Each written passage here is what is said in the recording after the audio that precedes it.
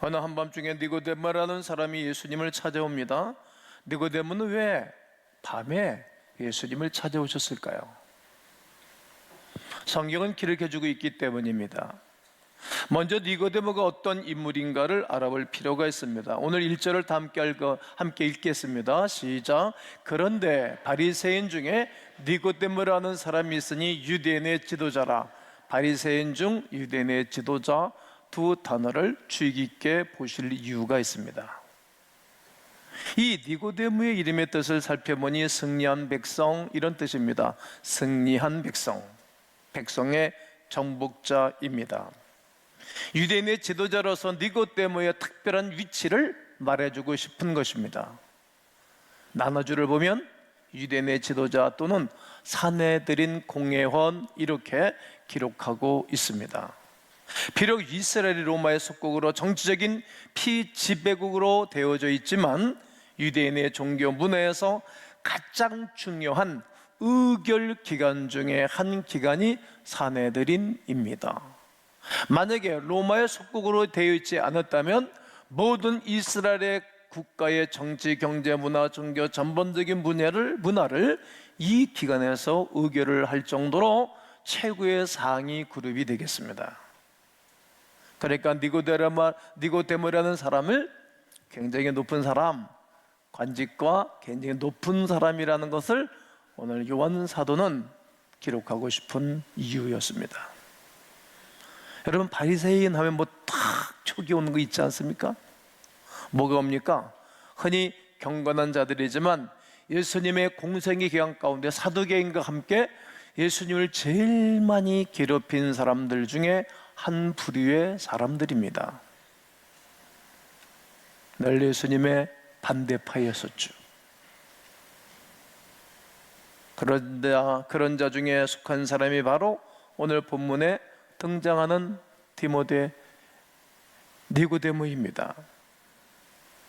혹자는 바리새인이며 사내들인의 공의원인 니고데모가 사람들의 낯을 피하여 예수를 만났을 것이라고 이야기를 합니다만 사실 이때는 예수님의 공생애의 초기 시기이기 때문에 바리새인들이 극렬히 예수님을 반대하던 때가 아니라 사람들의 낯을 피하여서 찾아갔다고 말할 수는 없습니다. 어떻게 알 수 있는 것인가? 요한복음 2장 23절에 유월절에 예수께서 예루살렘에 계시니 많은 사람이 그의 행하시는 표적을 보고, 그러니까 예수님이 다른 사람들은 좀 다른 거예요.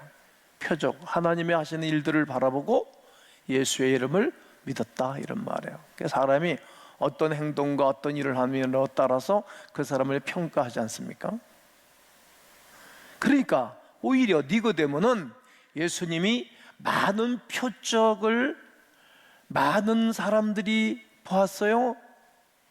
그것을 바라보고 많은 사람들이 예수님을 믿게 되었습니다. 표적을 바라보고 예수님을 많은 사람들이 믿게 된 것, 이것을 주시하였을 것입니다. 그리고 요한복음 오늘 본문 3장 2절을 보면 그가 밤에 예수께 와서 이르되 라삐오, 라삐오, 이 단어를 주목하시고, 우리가 당신은 하나님께로부터 오신 선생인 줄을 아나이다. 하나님이 함께 하시지 아니하시면, 라삐, 하나님이 함께 하시지 아니하시면 당신이 행하시는 이 표적을 아무도 할 수 없음이니이다. 니고데모는 라삐오, 우리가 보니 하나님이 함께 하시지 아니하시면, 이렇게 표현을 하게 되어집니다.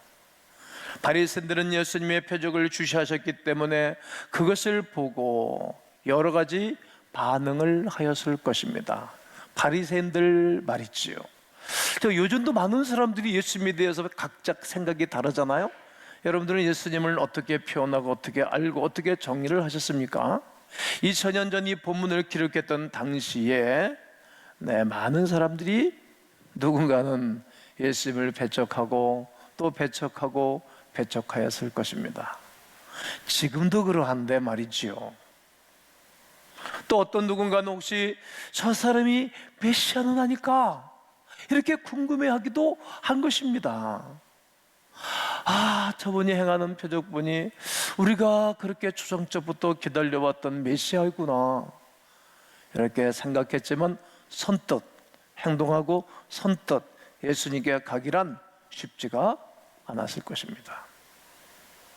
그래서 니고데모가 그들 중 대표로 예수님을 찾아가서 물어보았을 것이다, 이렇게 생각할 수도 있습니다. 밤에 몰래 예수님을 찾아간 것이 아니란 말입니다. 그러니 예수님께서 하시는 말씀이 무엇인가 명확하지가 않습니다. 유대인의 지도자여 선생인 니고데모가 예수님의 말씀을 이해하지 못하는 것입니다. 인간의 한계에 부딪힌 것입니다. 여러분, 우리도 말씀을 보면서 전부 이해하지 못하지 않습니까? 제가 설교를 일주일에 몇 분씩 준비하고 늘 성경과 늘 자료들을 붙잡고 늘어지고 살고 신학만 해도 십몇 년을 공부를 했는데도 다 알지 못합니다. 절대로 인간의 지혜로는 하나님을 온전히 완전히 분명하게 이해할 수 없습니다. 하나님께서 감춰놓은 신비한 비밀이 있다는 말이지요.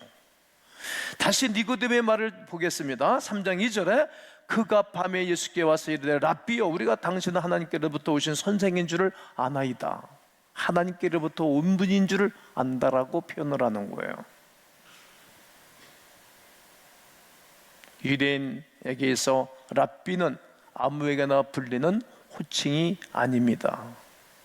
랍비가 되려면 정규교육을 받아야 됩니다. 목사가 되려면 본과 4년 그리고 신대원 3년 7년을 해야 되고, 전도사 고시 보고 강도사 고시 보고 목사 고시를 보고 횟수로 차지 아니하면 목사가 절대로 될 수 없습니다.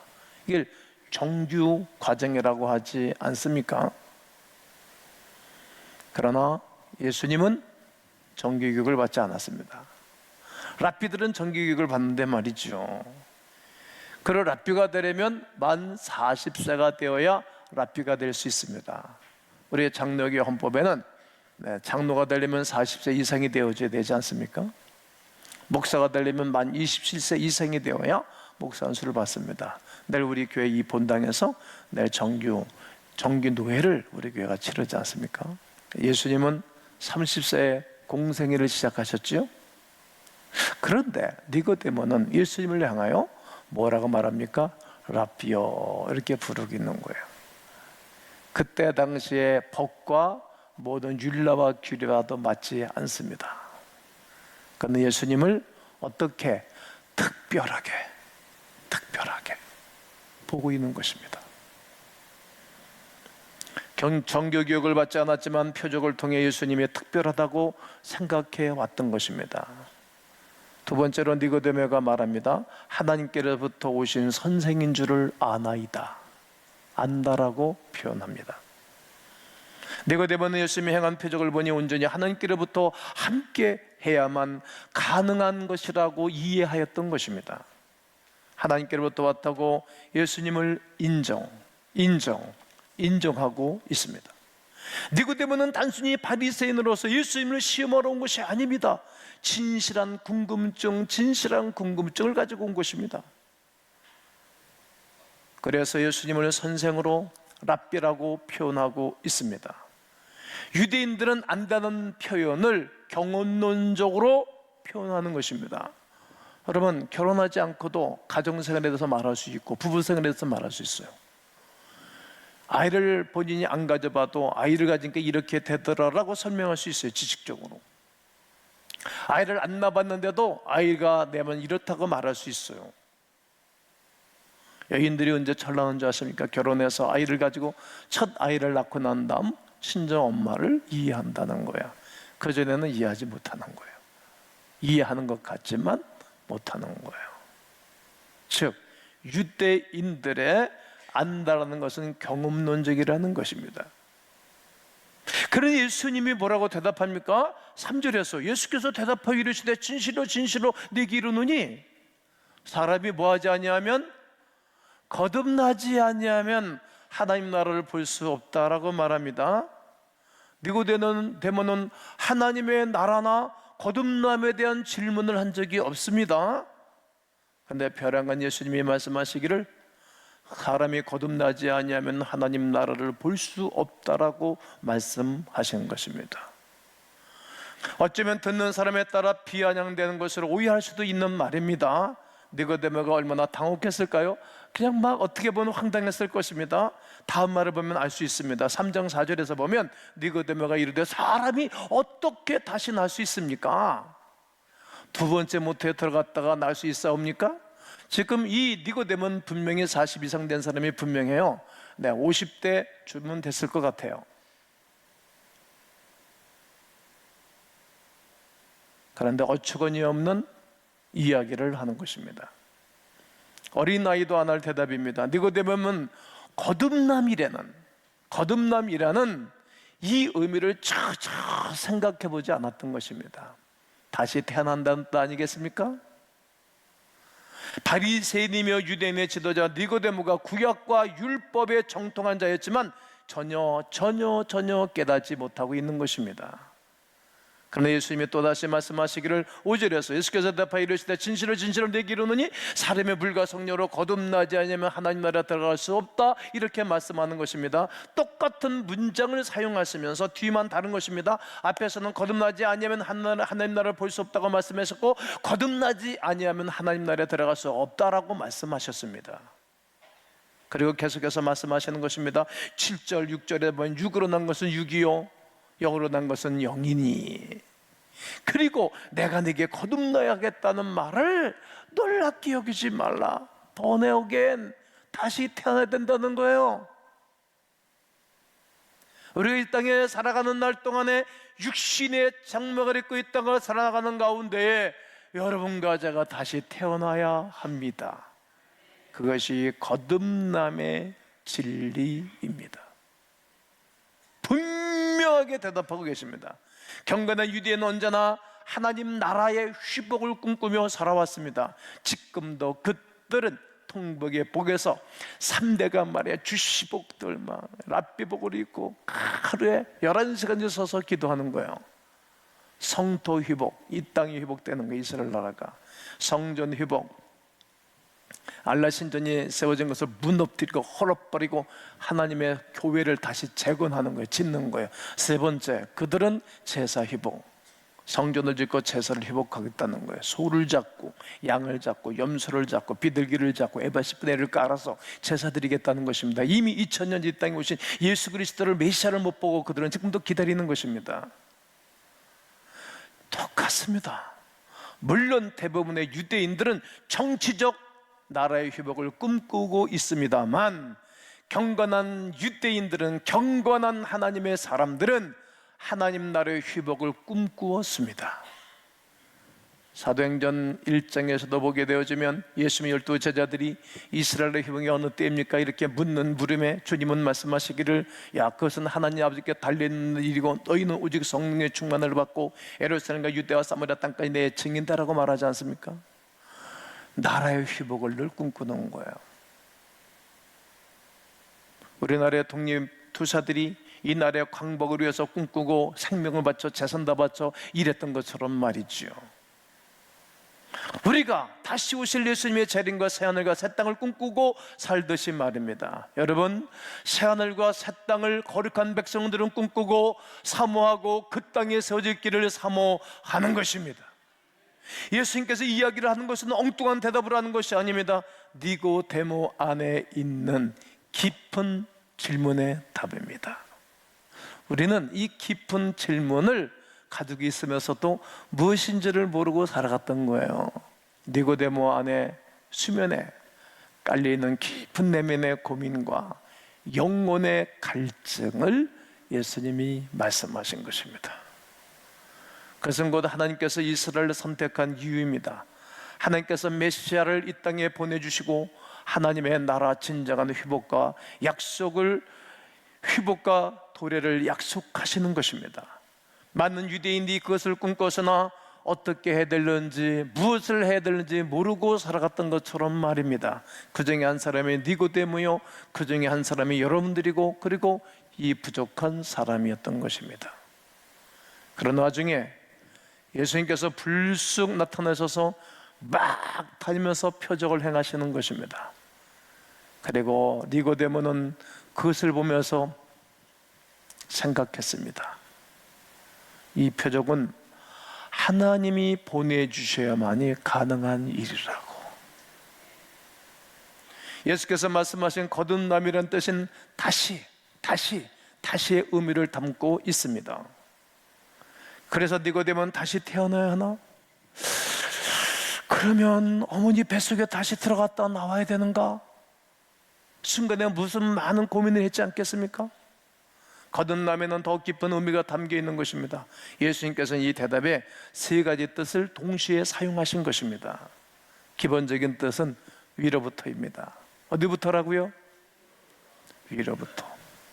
인간이 다시 태어난 것은 위로부터 오는 거예요. 영원한 축복도 위로부터 오는 거예요. 하늘에서 눈이 쏟아지듯 비가 쏟아지듯 말이에요. 하늘에서 달빛이 쏟아지듯 태양 에너지가 쏟아지듯 위로부터 오는 것입니다. 그리고 처음부터라는 뜻이 있어요. 그리고 그는부터라는 뜻을 함께 쓰는 것입니다. 육으로 난 것은 육입니다. 육으로 난 것은 육이기에 이 땅에서 온 것이 아니라는 거예요. 거듭나는 것은 하나님께로부터 오는 것입니다. 구체적으로 말씀드리면 물과 성령으로 이야기하는 것입니다. 물과 성령으로 다시 처음부터, 다시 근원부터 다시 태어나야 되는 것을 말하는 것입니다. 생명은 하나님께로부터 주어지는 선물입니다. 죄를 씻고 예수 그리스도 앞에 다시 태어나는 것, 그리고 또 불로 세례를 받습니다. 죄악이 어떻게 탑니까? 불 가지고 물 가지고 하나님의 역사하신 가운데 죄를 소멸시키는 것입니다. 예수 그리스도 앞에 처음부터 다시 시작하는 것입니다. 하나님 나라를 볼 수 있고 하나님 나라가 들어갈 수 있고 하나님 나라를 경험할 수 있는 것은 땅의 것, 육의 것으로는 불가능합니다. 한계가 있는 것입니다. 육으로 난 것은 육으로 끝나는 것이기 때문입니다. 오직 성령만이, 할렐루야, 오직 성령만이 하나님의 나라로 갈 수 있는 위대한 길입니다. 할렐루야. 니고데모가 마른 어머니의 뱃속에서 육으로 나오는 것이 다시 내가 아니라 위로부터 그로부터 태초로부터 새롭게 시작하는 그리스도 예수로 말미암아 우리에게 영원한 생명을 주시는 것입니다. 이것이 이스라엘의 역사였습니다. 이것이 한 개인의 역사이기도 합니다. 이스라엘 메시아를 통해서 하나님 나라를 보여주는 모델 국가 중에 한 국가입니다. 그런데 이스라엘 역사는 어떠합니까? 여러분, 성경이 읽어지네. 오늘 오후부터 강의가 시작되어지는데 여러분 전체 성경을 보는 성경이 읽어지는 걸 공부하십시오. 이스라엘 역사는 죄악의 역사입니다. 얼마나 마음이 아픈지 몰라요. 육의 한계를 가진 역사입니다. 한 번도 하나님 앞에 그들이 온전히 서본 적이 없어요. 도대체 늘 하나님을 대적한 역사입니다. 그러나 하나님의 은혜, 위로부터 온 하나님의 은혜가 있어서 그들을 또 붙잡아주고 위로하시고 또 보호하시는 것입니다. 아멘 해보세요. 출애굽을 시켜주시고 가나안을 정복하게 하시고 주의 선지자를 보내주시고 그리고 홍해 바다를 갈라주시고 반석에서 물이 솟아 마시게 해주시고 메추리를 날려주사 먹게 하시고 고기 먹고 싶다니까 고기를 먹여주시고 의복이 새하지 아니하시고 고장나지 아니하게 하시고 그렇게 베풀어준 은혜가 많이 있는데 계속적으로 하나님을 대적하는 것입니다. 불순종하는 것입니다. 그럼에도 불구하고 날 사랑하시는 내 하나님의 사랑을 모든 걸 덮고 그럼에도 불구하고 사랑해 주시는 거예요. 위로부터 하나님의 은혜가 이스라엘 국가에 임했고 위로부터 그 하나님의 은혜가 여러분에게 임하고 있는 것입니다. 여러분의 삶 또한 역사는 어떻게 살아가고 오셨고 오늘 또 어떻게 살고 계십니까? 여러분 혹시 하나님을 대적하고 불순종하는 삶과 역사를 지나오지는 않으셨습니까? 마가복음 10장 17절에 보면 예수께서 길에 가실 때 말이죠, 어느 한 사람이 팍 달려와서 예수님의 무릎을 팍 꿇고 여쭤보는 거예요. 선한 선생님이요. 예수님은 선한 선생님, 랍비로 또 본구예요. 내가 무엇을 하여까 영원히 사는 것입니까? 이 사람은 영혼의 갈증을 느낀 사람입니다. 그러니까 주님이, 야, 너 율법을 아느냐? 예, 내가 율법을 다 지켰습니다. 이것도 지켜서 그것도 다 지켰습니다. 그러냐? 그럼 너에게 한 가지 부족한 게 있다. 그게 뭡니까? 그래, 네가 가지고 있는 재물을 다 팔아서 가난 사람에게 주라. 율법은 하나님은 사랑, 사람 사랑하는 거니까. 이 사람이 근심이 생긴 거예요. 이 사람이 근심이 생겨가지고 예수님을 떠나가 버려. 더 이상 성경은 이 젊은이에 대해서 말하고 있지 않습니다. 이것이 과연 재물의 문제입니까? 물질의 문제입니까? 저는 그렇게 보지 않습니다. 재물로 드러난 그 속에 심령의 문제를 다루고 있는 것입니다. 돈에 인색한 사람은 말이에요, 재물에 대한 문제가 아니에요. 그 사람 속에 심령의 문제인 거예요. 지금 속에 영혼이 엉망진창이 되어 있는 사람인 거예요. 부자 청년이 끝까지 포기하지 못한 것은 자기 인간의 의였습니다. 하나님을 대적하는 자가 하나님을 대적하는 자기의 의. 이스라엘 역사, 인간의 역사는 오직 자기의 의로 가득한 죄악의 역사였습니다. 재물이라는 껍데기에 쓰인 자기의 의에 붙잡혀 죄악으로 살아가는 인생들입니다. 그게 죄악으로 살아간 똘똘 뭉쳐진 유괴 사회, 유괴 세상입니다. 모든 인류가 죄악에 붙잡혀 있습니다. 사람들은 새로운 세상을 원하죠. 그러나 예수님께서는 어떤 분이십니까? 하나님 나라를 회복하기 위하여서는 온전히 예수 그리스도가 있어야 됩니다. 온전하신 분이라는 거예요. 죄가 없으신 분이라는 거예요. 사람들은 남자의 씨를 가지고, 아버지의 씨를 가지고 태어나지만 예수님은 남자의 씨로 태어난 것이 아니라 성령 하나님의 역사하심으로 마리아의 태에 들어가셔서 그가 인간의 율례와 규를 따라 10개월이 되고 난 다음에 태어나시기 때문에 그는 시작서부터 죄가 없으신 분이고, 살아가는 가운데 한 번도 죄를 진 적이 없을 뿐만 아니라 온전히 그가 이 세상의 법과 이 세상의 최고로 악행을 저질렀던 로마 사람들의 죄로 그가 비참히 죽습니다. 죄였으면 살아나지 아니했을 건데 죄가 없으시사 죄가 사망의 길을 가두어서 부활하신 주 예수 그리스도, 그분만이 사람을 변화시킬 수 있습니다. 그분만이 이 민족을 치유할 수 있습니다. 어떤 자유주의 신학자들은 모든 사람들을 가만히 두면 세상은 아름답게 선하게 변할 것이라고 말했습니다. 천만에 절대로 되지 않습니다. 어림없는 소리입니다. 말도 안 되는 소리올시다. 위로부터 오는 은혜, 처음부터 새롭게 하실 예수 그리스도만이 인류와 모든 사람을 변화시킬 수 있습니다.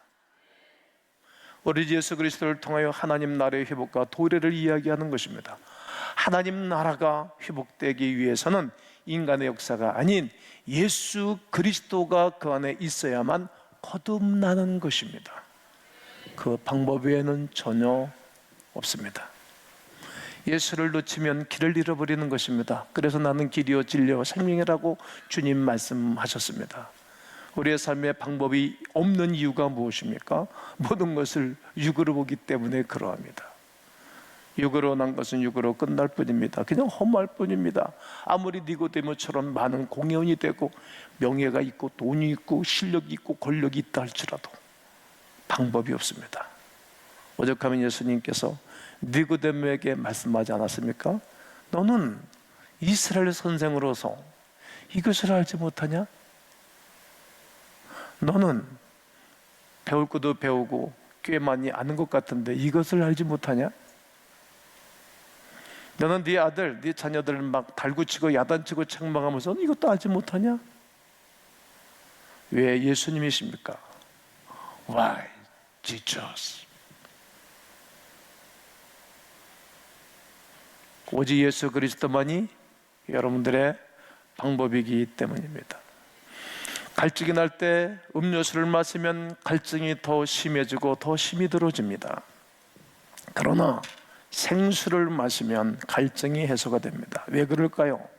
음료수는 사람들이 만들었기 때문이고 생수는 하나님이 창조해 주어서 우리 인간들이 마시는 것이기 때문입니다. 하나님이 만드신 것이 인간이 만든 것보다 엄청 우수하기 때문입니다. 이 세상의 주인은 하나님이시기에 우리는 그 예수 그리스도를 통하여 하나님을 꼭 만나셔야 합니다. 그 하나님이 예수 그리스도이십니다. 왜 예수 그리스도이신가? 그분은 하나님이시기 때문입니다. 예수 그리스도만이 내 영혼의 갈증을 해결해 주고 인생의 모든 답을 주시는 그 주 예수 그리스도의 거룩한 은혜가 오늘 여러분 모두에게 있게 되기를 주 예수의 이름으로 축원합니다.